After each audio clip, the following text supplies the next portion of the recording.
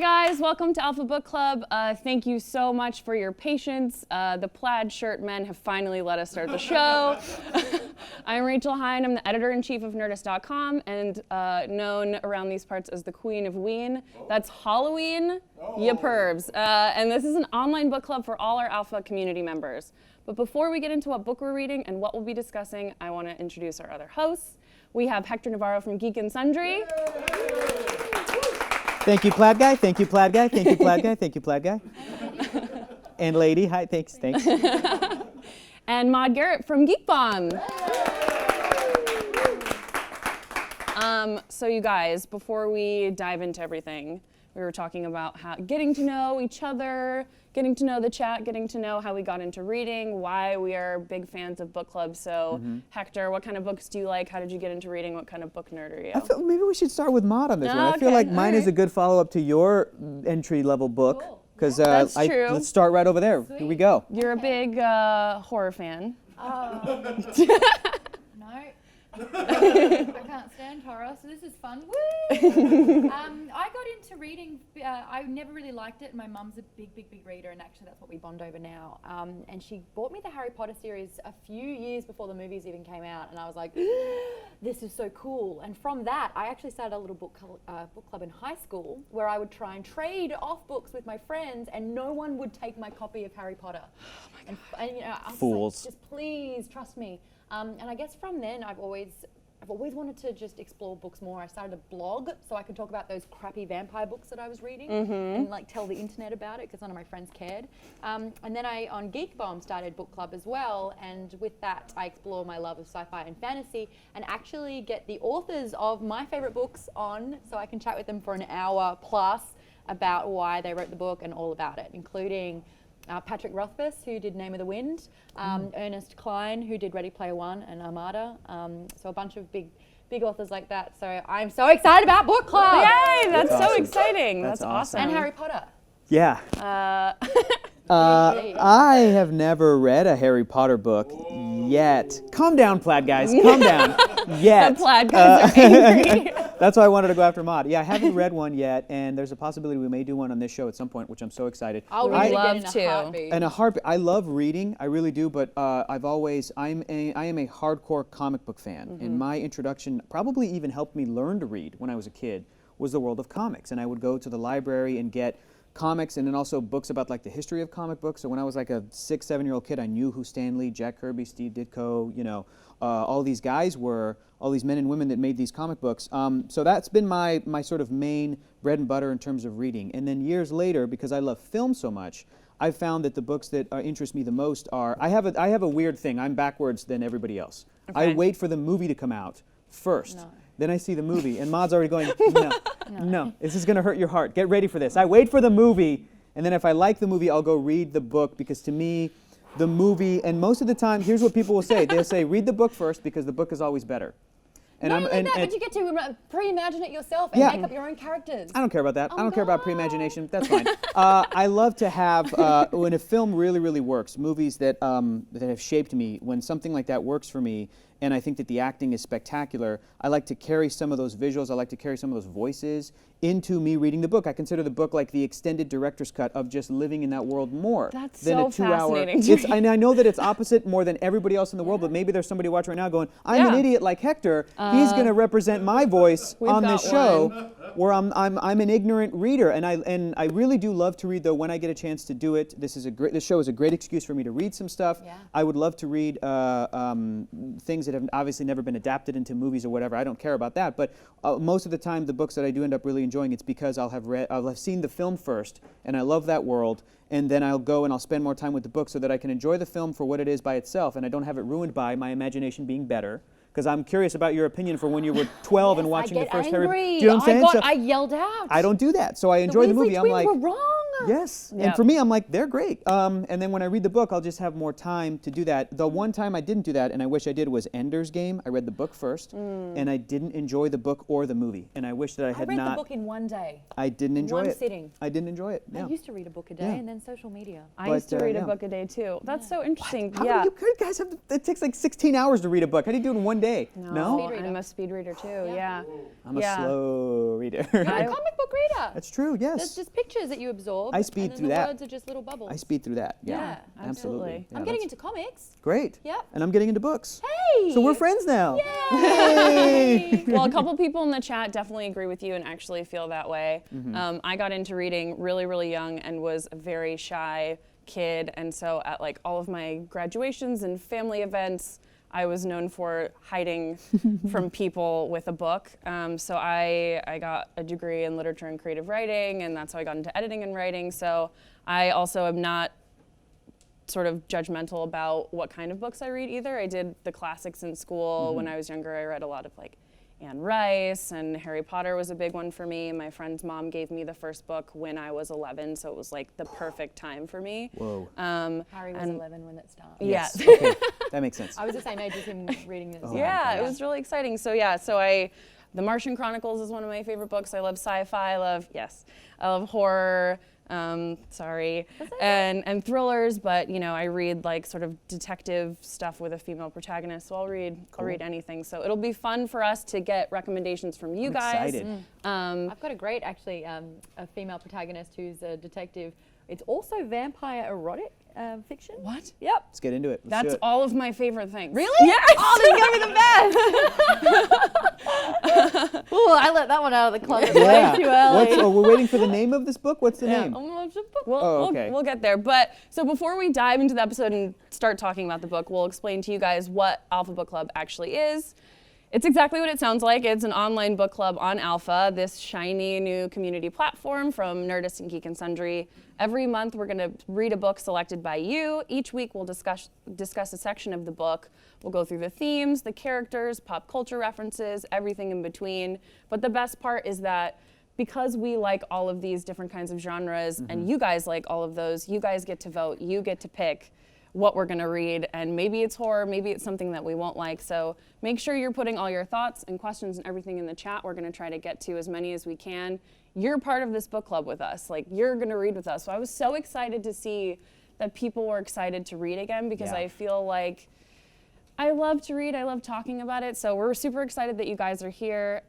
So hopefully you'll read along with us. Our first book, as you can see, and we have some copies here, is The Haunting of Hill House by Shirley Jackson, which is perfect for Nerdoween, Halloween that we celebrate all month long in October. So Maude, can you tell anyone who hasn't started reading along with us a little bit about what you've experienced so far? All right, I can tell you about the premise because I just read the blurb, 4 chapters in. I'm glad I didn't start with it. Basically, it's about this haunted house, notoriously haunted house, that this doctor of the occult studies, Dr. Montague, is fascinated about, but he also wants to be able to prove that paranormal is a real thing. So he's written letters out and managed to get some assistance, and the heir of the house, the person who will end up owning it, they are basically going to spend the summer, Yeah, like a a few chunk of months. time, So, yeah. chunk of time in this haunted house to document the events that happen. But in the blurb of the book, it said that the house is channeling and growing its powers to maybe steal someone's soul or the likes. So that'll be fun, guys. I'm so excited. This version actually is the deluxe edition from Penguin Classics. They're celebrating Shirley Jackson's centennial year. That's right. Which is really exciting. She was born in 1916. Yeah, this is one of the most iconic haunted house pieces of, I guess, literature, but it's inspired so many movies. Yeah. Basically, I mean, it was published in 1959, so anything after that has some sort of influence in this when it has a haunted house. And Shirley Jackson is really interesting because you can tell us about it, but we do this section called Previously On, where we would normally go through what we've done before, but since this is the first one, we'll talk about the author a little bit. Yeah, Shirley Jackson. There is one of the old. I think that might be the original cover. I right think there, that's The Haunting the of Hill yeah. House, published in '59. You said 59. Yeah. Shirley Jackson is a really interesting author. I'm not super familiar with her work, but like you were saying, Rachel, everything post this book is influenced by this book. And her as an author, she was absolutely a brilliant author in her own right. She married a fellow author, a professor. And she wrote this after they had moved to, I think, Vermont. And this story takes place in a sort of like northeastern kind of a small town. I think it might be Vermont or Connecticut or something like that. And I found it really interesting because the intro to this book, which was written by Laura Miller, which is fantastic for this version, Laura talks about Shirley's life up to that point, and her literature was very the characters would be very by themselves and isolated. Yeah. Whereas Shirley Jackson's family she had a large family. She had 4 kids. She had her husband. They would always throw parties at the house. People would talk about Shirley and the type of presence that she had. But she felt that because she was Jewish, she felt a lot of anti-Semitic feelings and vibes in this sort of small town that she was living with her husband at the time. She felt that a lot of the townspeople were very cliquey and sort of gossipy and everything, and you can see that making its way into the book. You can see how the small town right outside of Hill House talks about Hill House, and that's where a lot of that stuff comes from. And she, I think, dealt with anxiety and depression, and she died when I think she was in her late 50s or early 50s, if I'm not mistaken. I think she was like she was young. She was like young, and she died like in her sleep. And this was in the introduction. It mentions that like the last piece of literature that she wrote happened after one of her husband's many affairs had really like hit a breaking point, and it kind of, it shattered her world a little bit. And I think that all of these things that are happening in her life, they find their way into this book. They find their way into the protagonist of the story. Again, reading the introduction was really interesting because it puts you in the sort of contextual state of mind to be with this author and what was happening in her life and what was happening in the world at the time. Then you read the story and you go, I can see her writing herself into this, and I can see her kind of working through stuff about family and about relationships and everything through this story. I mean, we'll get into it with the backstory of Hill House itself, which is really fascinating. But yeah, I think that all that stuff was great, and Shirley she's such a brilliant writer, and it was really, really interesting to learn more about her, and I am curious to read more of her work. Yeah, I highly recommend that if you can get this copy. The intro in the beginning provides a lot of context and also sort of sheds a little bit of light about her sense of humor too, because even while it's creepy in the beginning, she's got this sort of terse prose, and it's sort of a little dark humor. There are moments, and some of our favorite quotes are moments like that where they're creepy and funny at the same time, which I really enjoy. She's really funny. Yeah, she's I've laughed super out loud. funny. Yeah. She's sort of, and this is a psychological horror, right? This is a psychological haunting. So the whole time it feels like we're supposed to be wondering, is this real? Is this the narrator? So let's start talking about this. Let's dive in. We read the first section, so we're up to chapter 3 so far. Next week we're going to do the next 3 chapters. So everyone who hasn't read up, you can catch up this time. It's not too much of a spoiler. It's really a lot of setup. But hopefully you guys join us next week and we'll keep going with this. But yeah, there's only 9 chapters in the book, so we've done 1, 2, 3. Yeah, and then we'll 4, do 5, 3, 6. 3, and 3. Cool. For October. So let's talk about the characters. So we were going to talk about 2 who we identify with because we were talking about it before. And Eleanor is this, again, very isolated character. She has been taking care of her mother, her invalid mother. She's filled with resentment. She's angry. Yes. She is an angry but shy person. But still polite. Still polite, but you feel it in her because we're reading it from her perspective. Yeah. And she has this like very rich inner fantasy life too. Yeah. Because you feel like she had to. I sort of feel like she's a ghost herself because she hasn't been able to live her own life. Interesting. Like she's been trapped in this house. She has this horrible sister. She steals she's been controlled her whole life. And that she wants to sort of like, this is her new place to go. She's finally free. She's takes her sister's car and basically goes on this mission to go figure out what's happening in Hill House. After her sister and her sister's husband were like, I don't know, you shouldn't take the car. And they didn't even need it. And she's like, come on, this is half my car. Yeah. And they were like, nah, I don't know, still though. And then she just took it. Yeah. She's like, I'm going, this is me. And you see her, before we get to Hill House, you see her sort of having this coming out a little bit where she's Love like, it. I could do anything, I could be anywhere. And then she gets there and it's like, nope, you're trapped again. Yeah. Yeah. That's the feeling She I does got. find solace in escapism, and I do love it how her mind wanders. Like, it was a brief second that she just saw the outside of this house that Loved happens it. to Loved have that part. loved it, lion statues at the front, and instantly she's pictured herself living there for years. For a lifetime. That's it. It was like a Star Trek Next Generation moment where you spend a whole lifetime in this one quick second. Yeah. single moment. But how she, like, you know, loved cleaning these lines, and how, you know,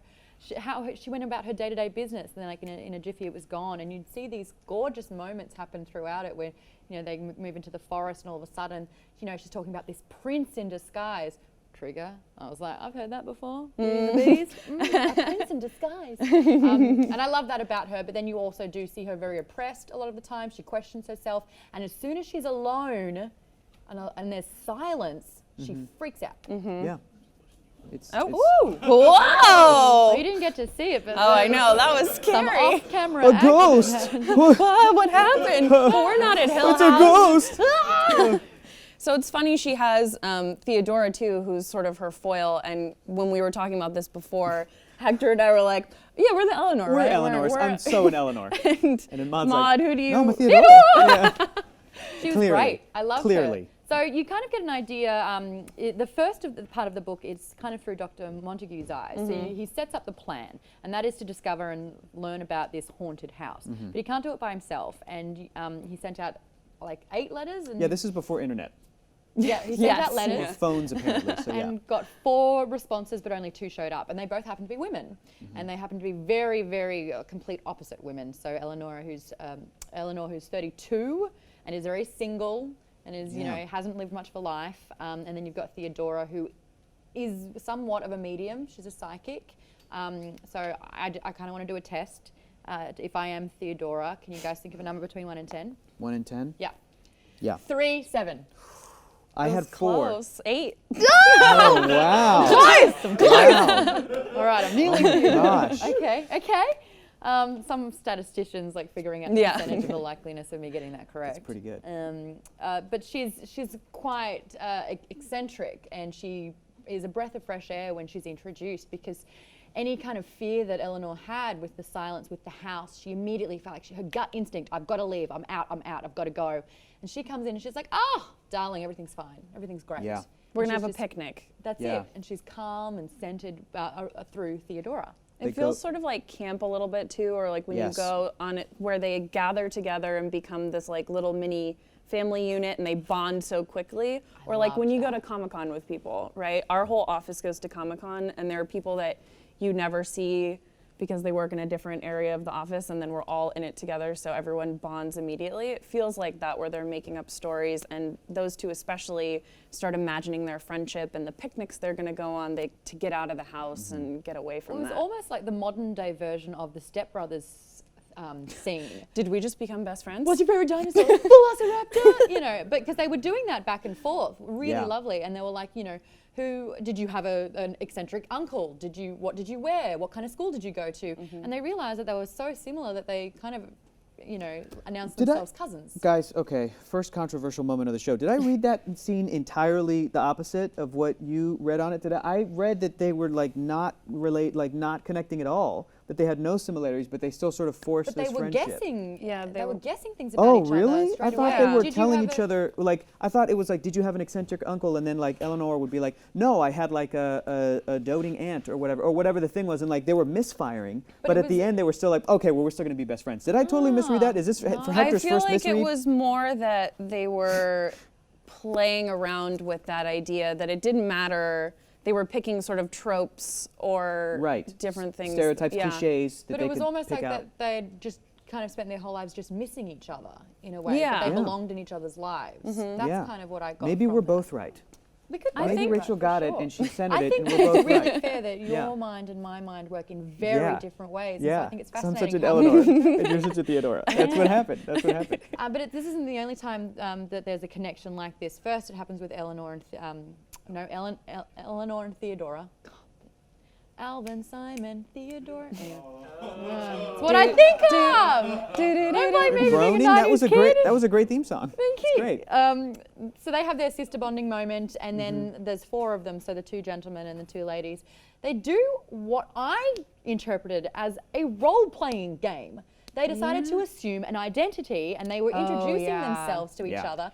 And we just did. It's like, oh, I'm Maude. I'm a host. I like horror. Not horror.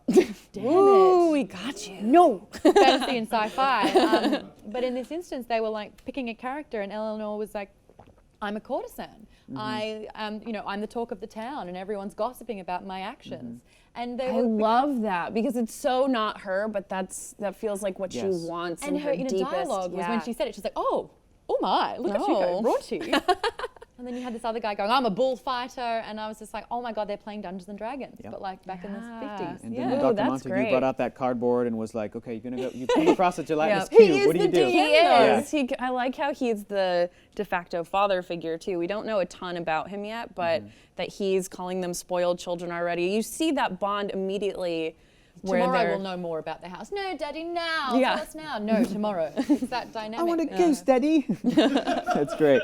I want to talk about this because you mentioned that Eleanor and Theodora had a sisterly bonding moment. And one thing that was in the introduction, I got to mention it because I agree. I didn't know how hard the book was going to hit it, but as I was reading it, I was like, oh my gosh, Theodora is absolutely 100% lesbian. She's a lesbian. Yeah. And just like the introduction by Laura Miller. What does that mean about me then? Yay! I don't know. But in the introduction by Laura, she mentions, Laura Miller mentions how like the relationship with the most chemistry is not one between a man and a woman. Really, it's between Eleanor and Theodora. And that this is Eleanor, she doesn't really mention sort of having a relationship. And then when they talk about Theodora's roommate, it's a friend who she lives with. And has a very intense Like argument fight, and then she leaves the next morning. And I reread it, and I'm like, wait. Yeah, they don't. It's just a friend that she lives with. They could have said roommate. They could have said There's a friend from pause college. too where she asks about, are you married or And do she you have pauses, a husband? and then like throws her head back and laughs, and she's like, "You're so cute." No, and they keep going, and I'm like, I think this is Shirley Jackson writing something ahead of its time. Yeah, I totally agree, and I there's think some fun flirtatious energy there. I can't tell where Eleanor is coming from yet because Right. it could be because she is so repressed that she is having feelings, but I also think that she is trying to replace her horrible family with a new one. So it could also be I have this selfish sister that doesn't understand me. But from Theodora, I definitely get that bonding moment is definitely there's a chemistry there. Like, ooh, you're cute. You're so cute. I'm gonna hang out with you. I'm mad at my girlfriend who I left in a huff. And I didn't think of that at all. Yeah. I am like the reader from when that was kind of like a little bit of a topic of conversation. Yeah, you're from the 50s. I was none the wiser. Yeah. Well done, Shirley. You gotta she read did between it. the lines, Marty. You gotta read between the lines. It's there. It's there, I think.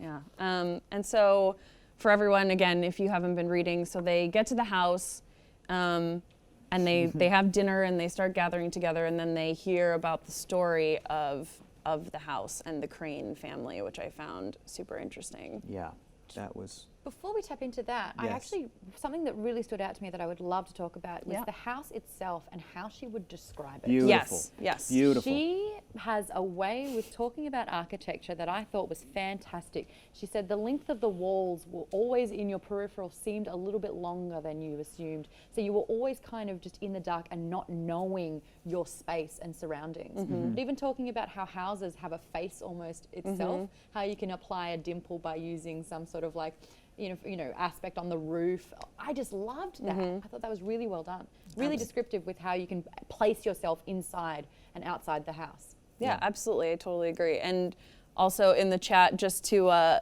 Malkita says, I didn't see it as a flirtation, but read Theo as thriving on attention. Absolutely, which is accurate. That's true which is also. accurate, I don't know what you're talking about. I love this comment, this question. Brendan Schultz is asking, okay, can we talk about the old lady with the groceries for a second? Remember that moment? That was so creepy. Yeah. Was that What was that? challenging Eleanor's demeanor in a way? Was that showing the kind of person that she was? A little bit in the town. So just to kind of establish the shot, basically Eleanor finally gets out of the car and straight away she collides with this older woman and her food falls out of her bag. And she gets very, very angry, huffs about it, and then she offers to pay for the food. And she's like, I can't take your money because this was leftovers, and then goes on this tangent, but then accepts money to have a cab paid home. But you know, Eleanor, you kind of get an understanding of who she is because she's sorry. I'm so sorry. But, you know, it wasn't really my fault. But let me make it up to you anyway. And then she gives that really creepy like warning, like "good luck" or says something like that, and then rides away in a taxi. Well, another thing about the characters and sort of placing it in this town where Shirley Jackson felt like an outsider, and comparing that, she gets this warning. They all get this warning before they go to Hill House that don't stop in the town. Yeah. They do not want to talk to you. They will not help you. And then Mrs. Dudley too, and we'll get to our passages, but is basically says when she arrives at the house, I'm not going to be here. It's basically like no one will hear you scream. Yeah, she kept hitting that point over and over and over again, and I was like, calm down, Mrs. Dudley. Yeah, and Siflius, I'm sorry if I'm buffering your... Stiflius? What is the buffering? Butchering your username, said, I've definitely been creeped out by the house already, even though nothing really scary has happened. And that's true. From the first page where it says the house was vile, that first line. That's your favorite passage. But from the first, they set it up. It's a warning. So even though Eleanor is an unreliable narrator, I think, and she does feel overwhelmed by her emotions and had some sort of weird poltergeist past. That's right. Maybe she caught, like, we don't know, maybe she caught. I'm interested to see where that goes. But besides that, the house itself is, they say, it's evil. So even though nothing has happened yet, they've heard the story, they've gone. Well, an anagram of vile is evil. Evil. That's so good. That's Got so one good. up on you. That's great. But I do love that they are harnessing the natural instinct that every single person has, and that is your gut instinct. You know, when she gets there, her gut is pleading with her to run, to leave, to get out. But she's not, because she doesn't want to embarrass herself because she's already made it to the destination. She doesn't want to return with her tail between her legs. She's already stolen the car. She's already, you know, faced this gruff Mr. Dudley, who's kind of like the groundskeeper, a husband of Mrs. Dudley. You know, he's kind of given her a hard time, and she stood her ground. So to then come back from that, it was actually better off staying in this house that makes her feel physically sick. Foolish. It's foolish. And so we're going to go to the chat now, because one of the really cool things about Alpha is that not only can you be in the chat typing at home, but you can dial in and join. So let's take a viewer. Oh, cool. Oh! Yeah, got you. Yay. Oh, it's So there's also speaking Malkita. lighting, just for ambiance. There we go. There we go. Malkita is OG Nerdist Twitch leader of the world, and we love her. Malkita, are you there? I can I'm hear. here. Can you guys hear me okay? Yes. A little bit of load Yes. time. Can't see you, but we can hear you. Yeah. Is she there's on? a little lag, Okay, great. So Bit of lag, that's okay. We can hear you though. So what do you think of the book so far, Malkita?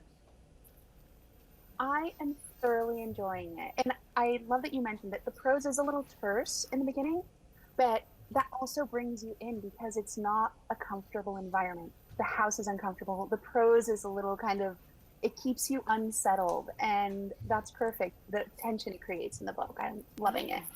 That's such a great. Oh, that's awesome. Yeah. That's really Unsettled. great Yeah. insight. A Yeah. great word to use for that, 'cause it's so right. Who do you identify with?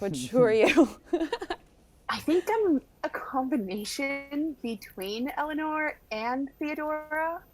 But what I'm loving is seeing how the relationship is mirrored, because Eleanor says it's very unlike her. She gets to the house, she's petrified, she kind of wants to leave. But then once Theodora comes in, it lights her up, and she's a person that she's never been before. Yeah. And this rich fantasy life that she has inside is coming out. And then we hear the story of the sisters that occupied the house. And I think it's great kind of to sense that parallel of them acting like little girls running around, that kinship that they create. The doctor is kind of the dad. The other one is maybe the love interest, maybe the brother.